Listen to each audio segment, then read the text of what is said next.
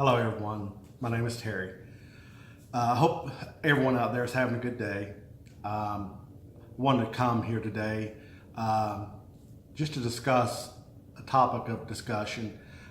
This topic has had a lot of controversy over the years, and there's a lot of misunderstandings as to what this reference is regarding, and we'll go into that a little more just in a few minutes.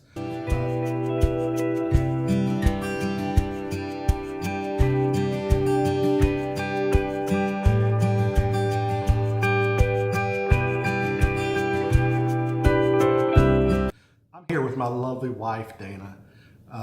Say hello, Dana. Hello, everyone. Dana's here to help to make sure that I can keep this video relatively short.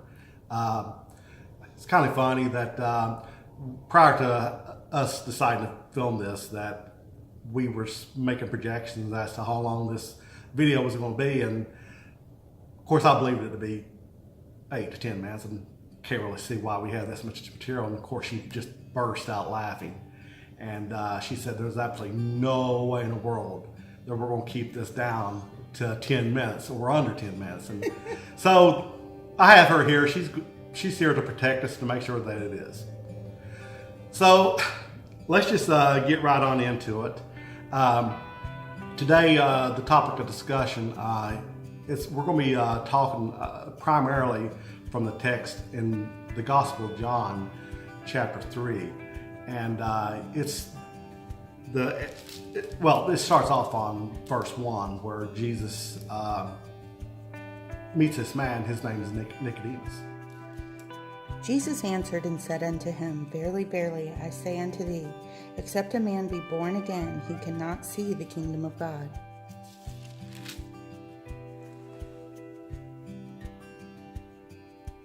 Nicodemus saith unto him, How can a man be born when he is old? Can he enter the second time into his mother's womb and be born? Jesus answered, Verily, verily, I say unto thee, except a man be born of water and of the Spirit, he cannot enter the kingdom of God. That which is born of the flesh is flesh, and that which is born of the Spirit is spirit. Read behind me. But now, let's talk just a little bit about this.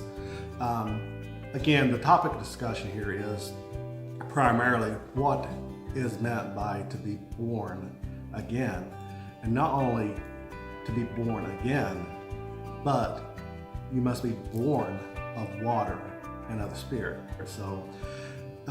So again, the big controversy is about what exactly is it to be born of water. There are so many people that have different opinions on this, and I don't really have a problem with the opinions they have. So we're trying to understand what it was that Jesus meant by to be born of water and the Spirit. I think for the most part we know what it means to be born of the Spirit. I think we generally have an understanding of that, but the big confusion comes in about the water. And so let's talk about this. I'll tell you now that we have enough information in chapter 3 to totally reveal to us what the water was, and we'll go through that. But let's just say that we didn't. Even if we didn't have enough,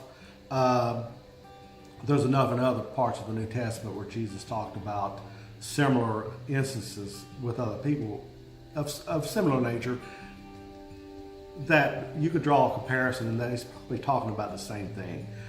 But I also say not only do you have a lot of passages in the New Testament, you also have a lot of prophecy. Not a lot, but there are a couple scriptures in prophecy that alludes to the water. Let's begin to unpack Okay. Before you unpack it, what are some of the common misconceptions that people have about the water? Well, that's a very good point. I'm glad you asked that. There are several. Let's talk about one. There's a lot of people who believe that the water Jesus referred to there was, again, the same thing that Nicodemus thought, natural birth. Oh, so you mean like amniotic fluid? Yes, exactly. And let's just think about it. a baby before it's born, it spends 9 months in the mother's womb, and when it comes time to be born, I mean, the water bursts, and in a rush of water, forth comes the baby. So a lot of people believe that to be born, that there's a condition. First of all, you must be born. Okay, and second of all, you must be born of the Spirit. And second point, there's a lot of people who believe that it was just basically referring to the water as a spiritual cleansing. And but I don't believe that it's talking about that. I don't believe Nicodemus did either. Nicodemus was a man that was fluent in the law. I mean, this guy was a teacher of the law, and the law was filled full of spiritual cleansing. And everything they did, every time they made a sacrifice, they had to wash, cleanse. So, well, now when you say spiritual cleansing, you mean baptism? Right. I mean, well, that would be one of the other spiritual cleansings if you're talking about the baptism of John. And lastly, there's a lot of people who believe that's referred to the baptism of a Christian, that being baptized is part of the plan of salvation, that that to be born of the water and the Spirit is to be baptized and to be born again. So okay, so I'm going to assume that you don't believe in any of these. No, I don't believe. I don't believe that. First of all, I don't believe it was referring to the natural birth of the baby. Secondly, I don't believe it was talking about a spiritual cleansing of water. I don't believe that. And thirdly, I don't believe it was baptism of a Christian, because if you read out the scriptures regarding baptism, we're baptized because we're born again. We're baptized because it answers a good conscience towards God. So, as I stated, let's begin to unpack this. Well, before you unpack it, you say there's other scriptures in the New Testament that talks more about the water. Yes, there are other, and if you want to call them parallels, they are, and in fact, they're by Jesus. And let's just dive into this. I don't want to spend.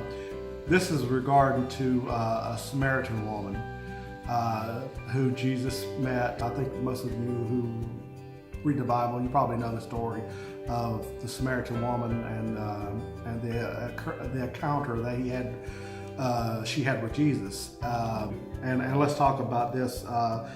If we want to go on over to verse 10. Jesus answered and said unto her, If thou knewest the gift of God, and who it is that saith to thee, Give me to drink, thou wouldest asked of him, and he would have given thee living water. So, again, here Jesus is talking about living water.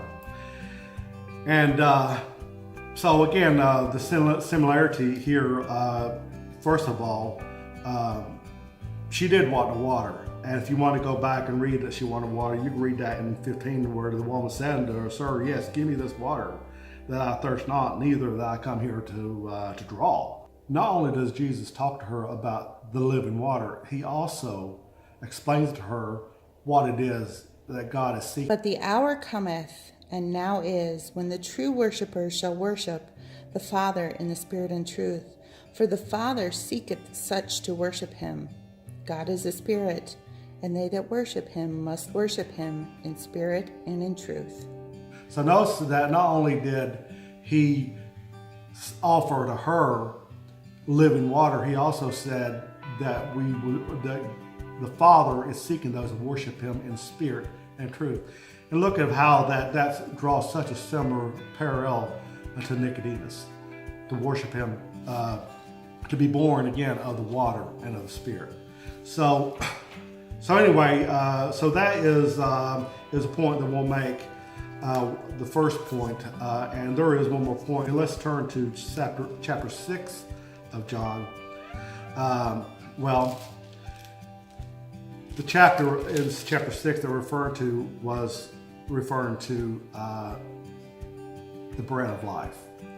And whenever the people followed Jesus, they followed him from the point where he did the miracle. They followed him across the sea, and they were hunting him down. And he told me, he said, you didn't come to me here for the miracles. You come here because you wanted bread. And Jesus said more or less that I am the bread of life. So let's read about that. And Jesus said unto them, I am the bread of life. He that cometh to me shall never hunger, and he that believeth on me shall never thirst. And again, there was many people who didn't believe, and they were hung up on that. And we can read that, how they were hung up on verse 52. In verse 52, it says, The Jews therefore strove among themselves, saying, How can this man give us his flesh to eat? Then Jesus said unto them, Verily, verily, I say unto you, except ye eat the flesh of the Son of Man and drink his blood, ye have no life in you. Okay, those are the parallels that we can draw. So with that, let's just go ahead and let's unpack it. Wait. You mentioned that Nicodemus was a leader of the Jews. Yes. So he would have been very familiar with the Jewish law. He very well was, yes. Okay, so do we have any words of prophecy from the Old Testament that talks about the water? Yes, we do have. And there are about three. The first I want to talk about is found in the book of Zechariah, and turn to chapter 13. In that day there shall be a fountain opened up to the house of David, and to the inhabitants of Jerusalem for sin and for uncleanness. That's one. The next one is found in the next chapter over. Let's go to chapter 14. Let's turn to verse 8. And it shall be in that day that living water shall go out from Jerusalem, half of them toward the former sea, and half of them toward the hinder sea. In summer and in winter shall it be. And the third one can be found in the book of Joel, chapter 3, verse 18.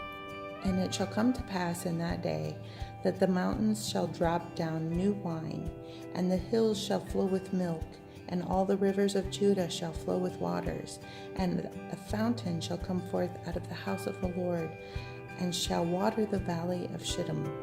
Wow. So then why didn't Nicodemus understand what he meant if he had these prophecies from the Old Testament? Yes, why didn't Nicodemus understand? It was common. How many times do you read in the Bible where that Jesus told them something that was going to happen? Even in light of all the books of prophecy, let's give the notorious one about the resurrection. Okay. I thought you were going to unpack all of this for us. Okay, let's wrap this up. Let's wrap it up, and I think the best place to wrap this up is let's go back to where we started. Let's go back to chapter 3 of John and conclude the discussion Jesus had with Nicodemus. And I would like to just do a quote of the most common thing to me that reveals what the living waters is. And Jesus said it in verse 16. For God so loved the world that he gave his only begotten Son, that whosoever believeth in him should not perish, but have everlasting life. So this was in conclusion to the discussion with Nicodemus. Again, Jesus did reveal to Nicodemus his question, but I don't think Nicodemus understood what he was referring to when he said you must be born of the water. I don't think the woman at the well understood Jesus when he was referring to the living waters.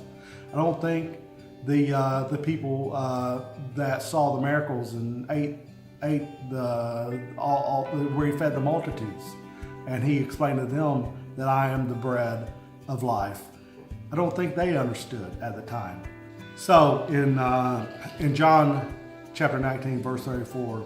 But one of the soldiers with a spear pierced his side, and forthwith came there out blood and water. So after this, it seems pretty clear that we can conclude not only what the mystery of the bread of life is, but also the mystery of the living waters. Thank you guys for watching the video. I hope you all enjoyed this video. I hope it was a blessing to you. And again, thank you and continue watching.